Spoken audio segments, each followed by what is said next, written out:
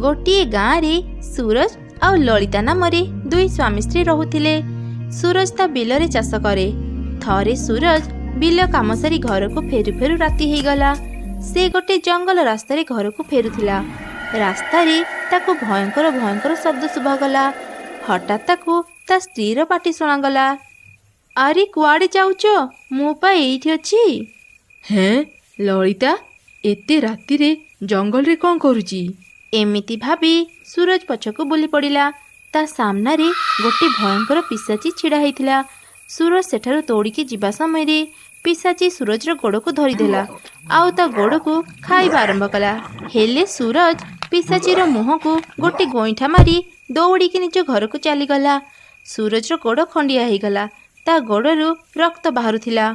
सूरजर एपरी अवस्था देखी ललिता ताको कौन हेछि बोली पचारिला। से ता स्त्री को रास्ता रे घटिथिबा सब घटना कहिला। राति रे से माने खाइसारी सोई पड़िले। अधा राति रे सूरज भयंकर भयंकर गर्जन कला। सूरजर गर्जन शुणी ललितार निद भांगीगला। ओहो, ये केमितिका शब्द बाहर करुच? मते सोईबाकू दियो कहूची, नहले काली मु रोषेई करिबिनी, बुझिल? किछि समय परे देखु देखु सूरज गोटे भयंकर जंतुरे बदली गला। ललिता सूरजर ए रूप देखी खूब डरीगला आउ दौड़िकी घर बाहर को चलीगला। से घरर कबाट को बाहर पटु बंद करदेला। जंतुरे परिणत होइथिबा सूरज बाहर को बाहरिबा पई कबाट को जोर जोरे बाड़ेला। हेले से कबाट भांगी पारिलानी।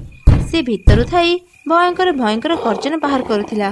तार गर्जन शुणी किछि गाँ लोके सूरज घर को गले।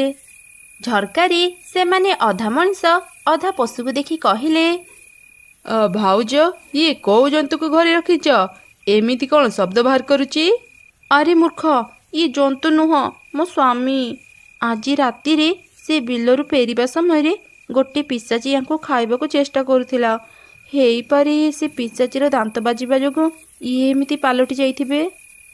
सेतेबेले से जंतु आहुरी जोर जोरे गर्जन करी कहिला, ए मते एठारु बाहर कर, मते भोक लागुची, मु काहाकू भी छाड़िबिनी।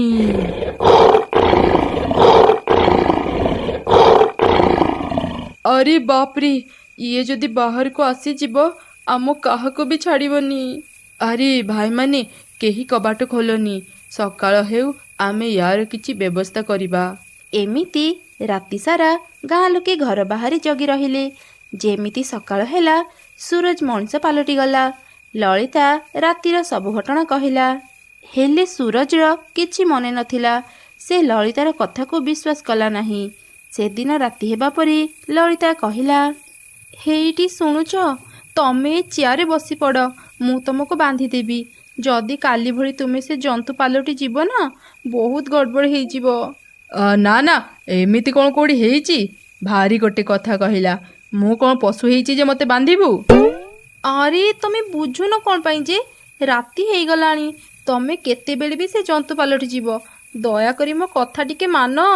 जा जा, आउ काहाकू उपदेश देबू? मु तते मो निजको बांधिबाकू देबिनी। सेतेबेले गाँ लोके भी सेठारे पहुँची गले। समस्ते सूरज को बांधिबा पई जीवा समय रे सूरज दौड़िकी जंगल भीतर को चलीगला। गाँ लोके भी सूरजर पछे पछे गले। जंगल मझिरे सूरज गोटे गछ पछपटे लुचिगला। गाँ लोके भी सेठारे पहुँची सूरज को खोजिबाकू लागिले। हठात भयंकर गर्जन करी से जंतु बाहर को आसिला। सूरज से जंतु पालटी जाइथिला। गाँ लोके से जंतु को देखी खूब डरीगले आउ दौड़िकी गाँ को चली आसिले। से जंतु भी से लोकों को पछे पछे गाँ को चली आसिला। ललिता रास्ता रे छिड़ा होइथिला। अरे भाई, मो स्वामी कुआडे गले? तमे माने तांकर किछि क्षति कर देना तो? अरे भौणी, आमे तार कौन क्षति करिबू? आमे ताकू धरिबा पूर्वरु से जंतु पालटी गला। एबे तो जहा करिबो से ही करिबो। से जंतु भी तांको पछे पछे आसुथिला। गाँ रे पहुँचिला परे से कहिला, हा हा हा, एबे तमे माने कुआडे जीव? मते भारी भोक लागुची, मो काहाकू भी छाड़िबिनी। अरे रुह, मु तम स्त्री। एई फोटो देख, तमर कौन किछि मने पड़ुनी? ଫଟୋକୁ ଦେଖି ସେ ଜନ୍ତୁ କିଛି ସମୟ ପାଇଁ ଶାନ୍ତ ପଡ଼ିଗଲା। ଠିକ୍ ସେତିକି ବେଳକୁ ଜଣେ ସନ୍ନ୍ୟାସୀ ବାବା ସେଠାକୁ ଆସିଲେ ଆଉ ଅଭିମନ୍ତ୍ରିତ ମୋତିର ମାଳାକୁ ସୁରଜର ବେକରେ ପକାଇଦେଲେ। କିଛି ସମୟ ପରେ ଦେଖୁ ଦେଖୁ ସୁରଜ ପୁରାପୁରି ଠିକ୍ ହେଇଗଲା। ଆରେ ତମେ ତ ଠିକ୍ ହେଇଗଲ। ହେ ସନ୍ନ୍ୟାସୀ ବାବା, ଆପଣଙ୍କୁ ବହୁତ ଧନ୍ୟବାଦ।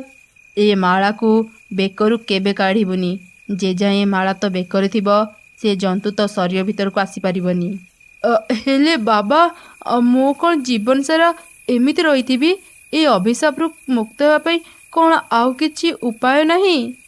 ଯେ ଯାଏଁ ମୁଁ କିଛି ରାସ୍ତା ବାହାର କରିନି ସେ ଯାଏଁ ଏ ମାଳାକୁ ପିନ୍ଧିଥା। ମୁଁ ଚେଷ୍ଟା କରିବି ଶୀଘ୍ର ଏହାର ପ୍ରତିକାର କରିବା ପାଇଁ। ଏମିତି କହି ସାଧୁ ବାବା ସେଠାରୁ ଚାଲିଗଲେ। ହେଲେ ଗୋଟିଏ ଦିନ ସୁରଜ ସେ ମାଳାକୁ ଘରେ ରଖିଦେଇ ତା କାମକୁ ଚାଲି ଯାଇଥିଲା। ସେତେବେଳେ ଗୋଟେ ଚୋର ତାଙ୍କ ଘର ରାସ୍ତା ଦେଇ ଯାଉଥିଲା। ଝରକା ପଟରୁ ତାର ନଜର ସେ ଯାଦୁର ମାଳା ଉପରେ ପଡ଼ିଗଲା। ଆରେ ଏ ମାଳା ତ ବହୁତ ମୂଲ୍ୟବାନ ଲାଗୁଛି। ମୁଁ ଏ ମାଳାକୁ ବିକିଲେ ବହୁତ ଧନୀ ହେଇଯିବି। ଏମିତି ଚିନ୍ତା କରି ସେ ଚୋର ଚୁପ୍ ଚୁପ୍ ତାଙ୍କ ଘର ଭିତରକୁ ଯାଇ ମାଳାକୁ ଚୋରି କରି ସେଠାରୁ ନେଇ ଆସିଲା। ରାତି ହେବା ପରେ ସୁରଜ ଘରକୁ ଫେରିଲା। ତା ସ୍ତ୍ରୀ ଲଳିତା ଶୋଇ ଯାଇଥିଲା। ସୁରଜ ତା ମାଳାକୁ ଘର ସାରା ଖୋଜିଲା, ହେଲେ ପାଇଲାନି। ସେ ତା ସ୍ତ୍ରୀ ଲଳିତାକୁ ଉଠେଇଲା। ଲଳିତା, ଏ ଲଳିତା, ଆରେ ଉଠୁ। ତୁ ସେ ସନ୍ନ୍ୟାସୀ ବାବା ଦେଇଥିବା ମାଳାକୁ ଦେଖିଛୁ କି? ମୁଁ ପାଉନି। ମୁଁ ତ ତମକୁ ବାରମ୍ବାର ମନା କରିଥିଲି ମାଳାକୁ ବେକରୁ ଖୋଲନି, ହେଲେ ତମେ ତ ସବୁଦିନ ସେ ମାଳାକୁ ଖୋଲି ପଲଙ୍କ ପାଖରେ ରଖୁଛ। ଆଉ ସେଇଠି ଥିବ ଦେଖ। ଆରେ ମୁଁ ଚାରିଆଡ଼େ ଖୋଜି ସାରିଲିଣି, ହେଲେ ମାଳା ପାଉନି। ରାତି 12ଟା ବାଜିବାକୁ ଆଉ ମାତ୍ର କିଛି ସମୟ ରହିଲା। ଏବେ କ'ଣ କରିବା? ଆଚ୍ଛା ହଉ, ତୁ ସେ ମାଳାକୁ ଛାଡ଼। ମୋତେ ଶୀଘ୍ର ଗୋଟେ ଦଉଡ଼ିରେ ବାନ୍ଧିଦେ। ଏବେ ଆଉ ମାଳା ଖୋଜିବାକୁ ସମୟ ନାହିଁ। ଲଳିତା ସୁରଜକୁ ଏକ ଚେୟାରରେ ବାନ୍ଧିଦେଲା। ରାତି 12ଟା ପରେ ଦେଖୁ ଦେଖୁ ସୁରଜ ସେ ଜନ୍ତୁ ପାଲଟିଗଲା। ସେ ଖୁବ୍ ଜୋର ଜୋରରେ ଗର୍ଜନ କଲା।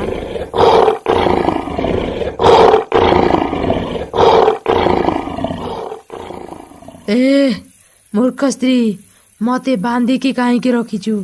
ଖୋଲ ଖୋଲ ମୋତେ। ମୋତେ ଭାରି ଭୋକ ଲାଗୁଛି।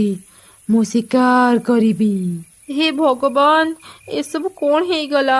ତମେ ଟିକେ ଶାନ୍ତ ହୁଅ। ସକାଳ ହେଲେ ସବୁ ଠିକ୍ ହେଇଯିବ। ଆମକୁ ଯେମିତି ହେଲେ ଏ ରାତି ବିତେଇବାକୁ ପଡ଼ିବ। ସକାଳ ହେଲେ ଆମେ ସେ ମାଳା ଖୋଜି ନେବା। ଏତେ ଜୋର ଜୋରରେ ଶବ୍ଦ କରନି। ଯଦି ଗାଁ ଲୋକ ଜାଣିଯିବେ ନା, ସେମାନେ ତମକୁ ଜମାରୁ ଛାଡ଼ିବେନି। ହେଲେ ସେ ଜନ୍ତୁ ଖୁବ୍ ଜୋର ଜୋରରେ ଗର୍ଜନ କରୁଥିଲା। ତାର ଗର୍ଜନ ଗାଁ ଲୋକେ ଶୁଣିପାରିଲେ। ଜଣେ ଲୋକ ଝରକାରୁ ସୁରଜକୁ ଜନ୍ତୁ ପାଲଟିଥିବାର ଦେଖିନେଲା। ସେ ସମସ୍ତଙ୍କୁ ଏକଥା ଜଣାଇଦେଲା। ଆମେ ସେ ଜନ୍ତୁକୁ ଖୋଲା ଛାଡ଼ି ବଡ଼ ଭୁଲ କରିଦେଲେ। ଆଜି ଆଉ ତାକୁ ଛାଡ଼ିବାନି। ଚାଲ ସମସ୍ତେ ତା ଘରକୁ ଯିବା। ଏମିତି ସମସ୍ତେ ଘର ବାହାରେ ଛିଡ଼ା ହେଇ ଜୋର ଜୋରରେ ପାଟି କଲେ ଆଉ ସେ ଜନ୍ତୁକୁ ମାରିବା ପାଇଁ କବାଟ ବାଡ଼େଇଲେ। ହେ ଭଗବାନ, ଯାହା ଡରୁଥିଲି ସେଇଆ ହେଲା।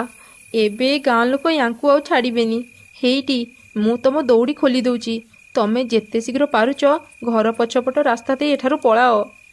ଲଳିତା ସେ ଜନ୍ତୁର ଦଉଡ଼ିକୁ ଖୋଲିଦେଲା ଆଉ ଦୌଡ଼ିକି ଘର ବାହାରକୁ ଚାଲିଗଲା। ସେ ଜନ୍ତୁ ସେଠାରୁ ଯିବା ସମୟରେ ଗାଁ ଲୋକଙ୍କ ନଜର ତା ଉପରେ ପଡ଼ିଗଲା। ଆରେ ଭାଇମାନେ, ଦେଖ ସେ ଜନ୍ତୁ ସେପଟେ ଯାଉଛି। ଧର ଧର, ତାକୁ ଜଲ୍ଦି ଧର। ଆରେ ଭଉଣୀ, ତମେ ଏମିତି କରି କିଛି ଠିକ୍ କରିନ। ନିଜ ସ୍ୱାମୀକୁ ବଞ୍ଚେଇବାକୁ ଯାଇ ସବୁ ଗାଁ ଲୋକଙ୍କ ଉପରେ ବିପଦ ଡାକି ଆଣିଲ। ଆଜି ତାକୁ ଆମେ ଜମାରୁ ଛାଡ଼ିବୁନି। ସେ ଜନ୍ତୁ ଦୌଡ଼ି ଦୌଡ଼ି ଜଙ୍ଗଲ ଭିତରକୁ ଚାଲିଗଲା। ଗାଁ ଲୋକେ ବି ତାର ପଛା କରି ଜଙ୍ଗଲ ଭିତରକୁ ଚାଲିଗଲେ। ଗୋଟିଏ ଜାଗାରେ ପହଞ୍ଚି ସେମାନେ ଅଟକିଗଲେ। ହଠାତ୍ ସେମାନଙ୍କୁ ଗୋଟିଏ ସ୍ତ୍ରୀ ଲୋକ ହସିବାର ଶବ୍ଦ ଶୁଣାଗଲା। ସେମାନେ ପଛକୁ ବୁଲି ଦେଖିଲେ ଗୋଟିଏ ପିଶାଚି ସେମାନଙ୍କୁ ଦେଖି ହସୁଥିଲା। ପିଶାଚିକୁ ଦେଖି ଗାଁ ଲୋକେ ଖୁବ୍ ଡରିଗଲେ। ଆରେ ବାଃ, ଆଜି ତ ମୋ ଶିକାର ଆପେ ଆପେ ମୋ ପାଖକୁ ଚାଲି ଆସିଛି। ଏତେ ଦିନ ପରେ ମୋତେ ବଢ଼ିଆ ଖାଇବାକୁ ମିଳିବ। ଆଜି ତ ମୁଁ କାହାକୁ ବି ଛାଡ଼ିବିନି।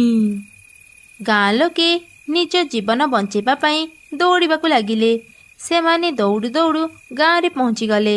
ସେ ପିଶାଚି ବି ସେମାନଙ୍କ ପଛେ ପଛେ ଗାଁକୁ ଚାଲି ଆସିଲା। ସେମାନଙ୍କର ପାଟିତୁଣ୍ଡ ଶୁଣି ଲଳିତା ଘର ବାହାରକୁ ଆସିଲା। ସେ ବି ପିଶାଚୀକୁ ଦେଖି ଖୁବ୍ ଡରିଗଲା। ଆଉ ସେ ଗାଁ ଲୋକଙ୍କ ପାଖକୁ ଚାଲିଗଲା। ଭାଇ, ମୋ ସ୍ୱାମୀ କୁଆଡ଼େ ଗଲେ? ସେ ଠିକ୍ ଅଛନ୍ତି ତ? ଏ ପିଶାଚୀ କୁଆଡ଼ୁ ଆସିଲା? ଏଇଠି କ'ଣ ଚାଲିଛି? ଆରେ ଲଳିତା ଭଉଣୀ, ଏସବୁ ତୋ ସ୍ୱାମୀ ପାଇଁ ହେଇଛି। ଆମେ ତା ପଛା କରି ଜଙ୍ଗଲ ଭିତରକୁ ଚାଲିଗଲୁ। କେଜାଣି ସେ କୁଆଡ଼େ ଚାଲିଗଲା। ଆଉ ଏ ପିଶାଚୀ କେଉଁଠି ଥିଲା କେଜାଣି ବାହାରିକି ଚାଲି ଆସିଲା। ଏ ପିଶାଚୀ ଆମର ପଛେ ପଛେ ଏଠାକୁ ଚାଲି ଆସିଛି।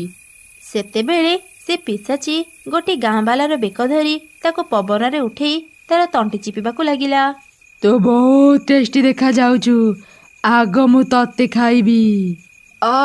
ଆରେ ମାରିଦେଲା ରେ। ଆରେ ଛିଡ଼ା ହେଇ ସବୁ ଦେଖୁଛ କ'ଣ? ମୋତେ ଡାହାଣୀ ପାଖରୁ ବଞ୍ଚାଅ। କାହାର ବି ସେ ପିଶାଚୀ ପାଖକୁ ଯିବା ପାଇଁ ସାହସ ହେଲା ନାହିଁ। ସେତେବେଳେ ଲଳିତା ଗୋଟିଏ ଲାଠି ଧରି ପିଶାଚୀକୁ ମାରିବାକୁ ଲାଗିଲା। ଆରେ ଛାଡ଼ ଛାଡ଼ କହୁଛି ତାକୁ। ମୋତେ ମାରିବାକୁ ତୋର ସାହସ କେମିତି ହେଲା? ରହ, ଆଗ ମୁଁ ତତେ ମାରିବି। ଏମିତି କହି ପିଶାଚୀ ସେ ଲୋକକୁ ଛାଡ଼ି ଲଳିତାର ତଣ୍ଟି ଚିପିବାକୁ ଲାଗିଲା। ଭାଇମାନେ, ମୋତେ ପିଶାଚୀ ପାଖରୁ ବଞ୍ଚାଅ। ଆରେ ଲଳିତା, ଆମେ ପିଶାଚୀ ସହ ଲଢ଼େଇ କରିପାରିବୁନି। ତୁ କ'ଣ ଭାବୁଛୁ ତତେ ରକ୍ଷା କରିବାକୁ ଏମାନେ ଆସିବେ? ଆଜି ତତେ ମୋ ପାଖରୁ କେହି ରକ୍ଷା କରିପାରିବେନି। ଏ ଯେ, ତମେ କୁଆଡ଼େ ଗଲ? ମୋତେ ପିଶାଚୀ ପାଖରୁ ବଞ୍ଚାଅ। ଲଳିତା ଜୋର ଜୋରରେ ତା ସ୍ୱାମୀକୁ ଡାକିଲା। ହଠାତ୍ ସେ ଜନ୍ତୁ ସେଠାକୁ ଚାଲି ଆସିଲା।